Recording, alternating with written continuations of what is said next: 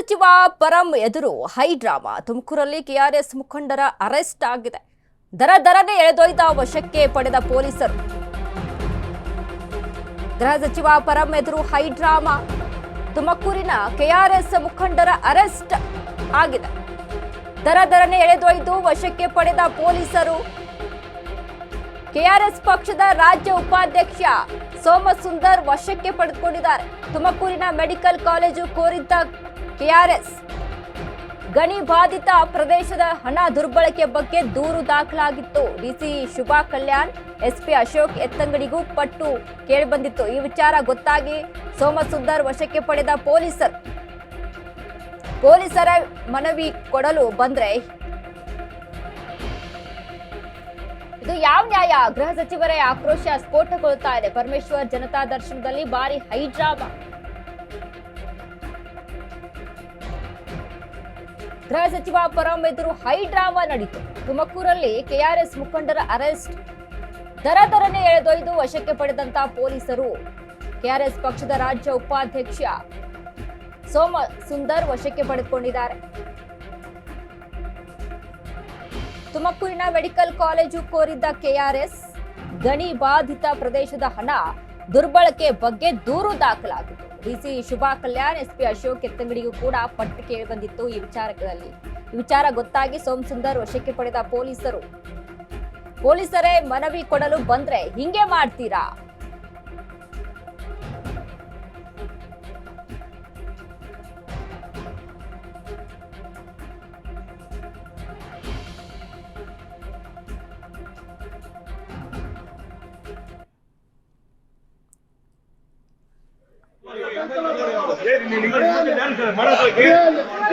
ಯಾರು ಮಾಡಲ್ಲ, ಇವರೇ ಪಡೆದಿರಿ.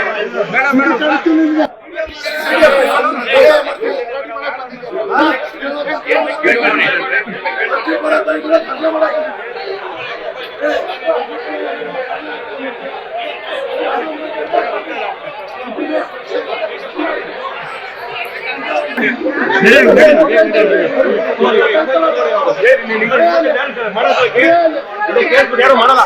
ಇವರೇ ಪಡೆದಿರಿ.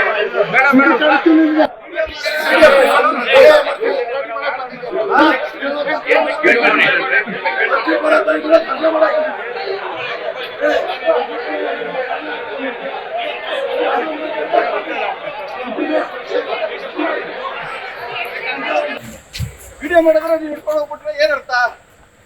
ಅಲ್ಲ, ವಿಡಿಯೋ ಮಾಡಕ್ಕೆ ಅವಕಾಶ ಇಲ್ವಾ ಪ್ರಜಾಪ್ರಭುತ್ವದಲ್ಲಿ? ಏನಿದು ದಬ್ಬಾಳಿಕೆ? ಗೃಹ ಮಂತ್ರಿ ಮುದ್ರಣೆ ಈ ತರ ಗೃಹ ಮಂತ್ರಿಗಳು ಅವ್ರ ಜೊತೆ ಮಾತಾಡಕ್ಕೆ ಇಲ್ಲ ಆದ್ರೆ ಏನರ್ಥ? ಒಂದೇ ತಿಂದು ಹೋಗ್ತೀಯ ಜನಗಳ ಕಡೆ ಸುಮ್ಮನೆ ಅವ್ರಿಂದ ಜಾಸ್ತಿ ಮಾಡಿದ್ರು ನಡ್ರಿ ಬರ. ಕೆಆರ್ಎಸ್ ಪಕ್ಷದ ರಾಜ್ಯ ಉಪಾಧ್ಯಕ್ಷ ಸೋಮಸುಂದರ್ ತುಮಕೂರಿಗೆ ಮೆಡಿಕಲ್ ಕಾಲೇಜು ಬೇಕು ಅನ್ನುವಂಥ ವಿಚಾರಕ್ಕೆ ಸಂಬಂಧಪಟ್ಟಂತೆ ಗೃಹ ಸಚಿವರ ಮುಂದೆ ಹೋಗಿ ಮಾತನಾಡ್ತಾ ಇದ್ದಂಥ ಸಂದರ್ಭದಲ್ಲಿ, ಅಲ್ಲಿ ಮನವಿಯನ್ನ ಕೋರ್ತಾ ಇದ್ದಂಥ ಸಂದರ್ಭದಲ್ಲಿ ಪೊಲೀಸರು ದರನೇ ಎಳ್ಕೊಂಡು ಹೋಗಿ ನೋಡಿ ಯಾವ ರೀತಿಯಾಗಿ ಅಲ್ಲಿ ಅವರ ರಿಯಾಕ್ಷನ್ ಯಾವ ರೀತಿಯಾಗಿತ್ತು, ಯಾವ ರೀತಿಯಾಗಿ ರಿಯಾಕ್ಟ್ ಮಾಡಿದ್ದಾರೆ ಪೊಲೀಸರು ಅನ್ನೋದನ್ನ ನಾವು ಗಮನಿಸಬೇಕಾಗುತ್ತೆ. ಈ ರೀತಿಯಾಗಿ ನಡ್ಕೊಳ್ಳುವಂಥ ಅವಶ್ಯಕತೆ ಇತ್ತ? ಅವ್ರು ಏನ್ ಮಾಡ್ತಾ ಇದ್ದಾರೆ ಅಲ್ಲಿ? ತುಮಕೂರಿಗೆ ಮೆಡಿಕಲ್ ಕಾಲೇಜ್ ಬೇಕು ಅನ್ನುವಂಥ ವಿಚಾರಕ್ಕೆ ಸಂಬಂಧಪಟ್ಟಂತೆ ಮಾತನಾಡ್ತಾ ಇದ್ದಾರೆ. ಅದ್ರ ಬಗ್ಗೆ ಮನವಿಯನ್ನ ಅಲ್ಲಿ ಮಾಡ್ಕೊಳ್ತಾ ಇರುವಂಥದ್ದು. ಬಟ್ ಪೊಲೀಸರ ಈ ವರ್ತನೆಯಿಂದ ಇದೀಗ ಎಲ್ಲೆಡೆ ಆಕ್ರೋಶ ಸ್ಫೋಟಗೊಳ್ತಾ ಇದೆ. ಆಕ್ರೋಶ ಕೇಳಿ ಬರ್ತಾ ಇರುವಂಥದ್ದು. ಸೋಷಿಯಲ್ ಮೀಡಿಯಾದಲ್ಲೂ ಸಹಿತ ಭಾರಿ ಆಕ್ರೋಶ ಇದ್ರ ಬಗ್ಗೆ ಒದಗ್ತಾ ಇರುವಂಥದ್ದು. ಯಾಕಂದ್ರೆ ಮನವಿ ಮಾಡ್ಕೊಳ್ಳೋಕ್ಕೆ ಹೋಗಿದ್ದಾರೆ ಅಂದ್ರೆ ಆ ರೀತಿಯಾಗಿ ಕೇಳುವಂಥ ಹಕ್ಕು ಇಲ್ವಾ ಒಬ್ಬರಿಗೆ? ಪ್ರಜಾಪ್ರಭುತ್ವದಲ್ಲಿ ಹಕ್ಕಿದೆ, ಯಾವುದನ್ನ ಬೇಕಾದ್ರೂ ಪ್ರಶ್ನೆ ಮಾಡುವಂತ ಹಕ್ಕಿದೆ.